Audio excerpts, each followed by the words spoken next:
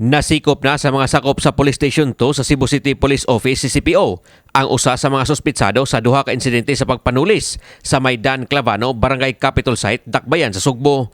Mao kini ang gibutyag sa direktor sa CCPO nga si Police Colonel Ernio Dalugdog.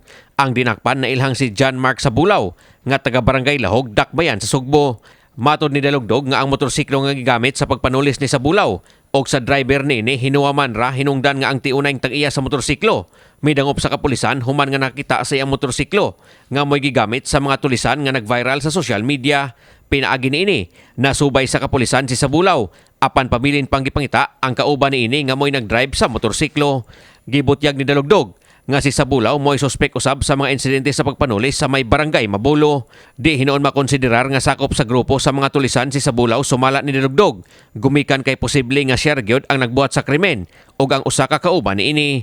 Nasayran nga nabilanggo na ni adtong tuig 2009 si Sabulaw sa kasong illegal nga paghupot og armas. Atol sa pagkasikop niini, nakuhaan usab siya og laing armas de fuego sa iyang posisyon. Giandam na karon sa kapulisan ang kasong pagpangawat ni Sabulaw og sa gipangitang kauban niini nga nailhan na usab sa kapulisan. Mag-atubang usab og laing kaso nga illegal nga paghupot og armas de fuego si Sabulaw. Reminder sa mga labi na sa mga kababaihan, dili gid mo magpa-display permanente sa inyong mga alahas, relo or sa inyong cellphone.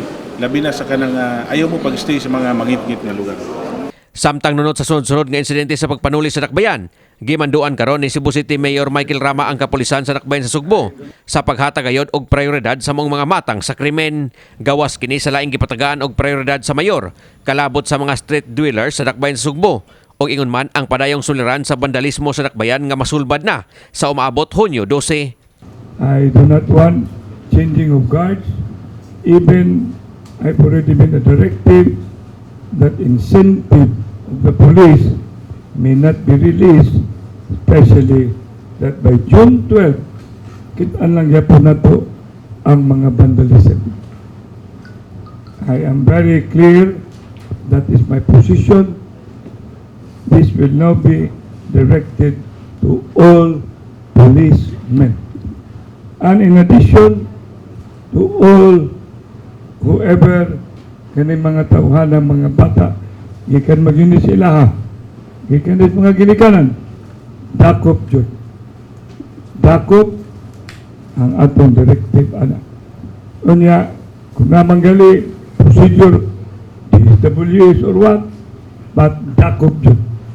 Hindi na kugustuhan ng kanabang isyuhan og no more. That's too much. We've got to mean it and we've got to do it. And that is the directive of the police. Kini si Greggy Magdadaro alang sa May TV Cebu.